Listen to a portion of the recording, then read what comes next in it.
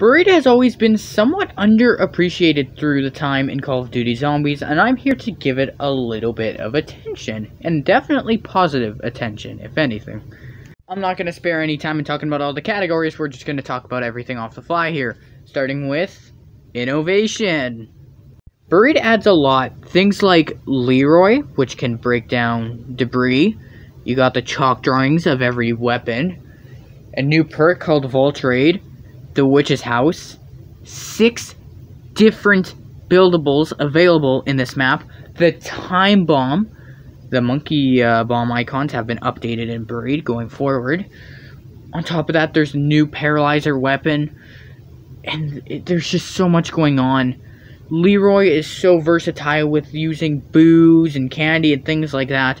There is a lot going on in Buried. Not to mention, it was the first map to introduce a super Easter egg, which took the completion of the Transit and Die Rise Easter egg, and then you beat the last steps here, and then that'd be the super Easter egg completed. So it's basically one huge Easter egg over the course of 3 maps that would finish in Buried, which I thought is a really cool idea on paper. I just wish the actual Easter eggs were better, but Buried, there's just a lot to be offered here.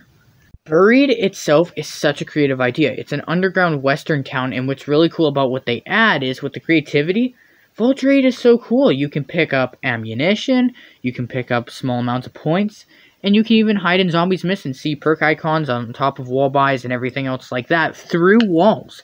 It's super cool. Not to mention that Leroy is kind of reminiscent of the Hacker, which was originally in Moon, except he's more realistically implemented here, which such a fantastic touch. This map is great. It's a very easy map, so it's really fun for all players, but no, the creativity is off the charts here.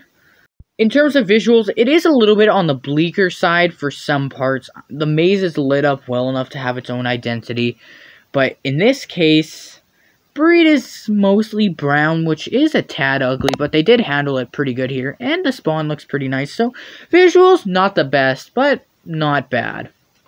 Talking about difficulty now, Buried does suffer from a problem with difficulty. It's way too easy, and this is a map where you can camp on, which I find to be a huge problem because Zombies is supposed to keep you on your toes, not keep your ass in a corner, and Buried does, in fact, keep your ass in a couple corners, if anything.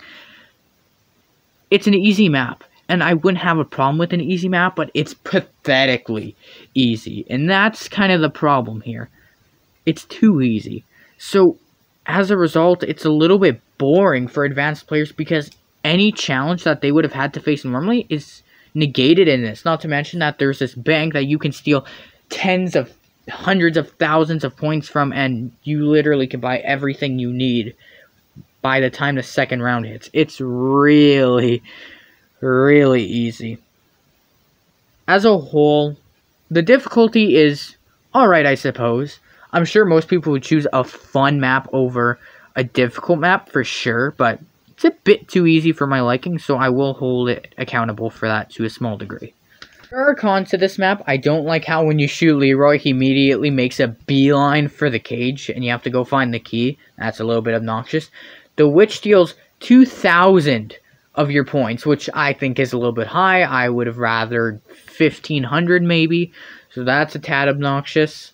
The Paralyzer is too much of a noob weapon. It was implemented at a poor time. Buried would have been a better map had it been locked behind a $5 paywall, or just the launch map itself, I would say, just because it is a pretty casual quest map, but as a whole, I like Buried a lot, so my final rating for Buried is an 8.75 out of 10. Great map.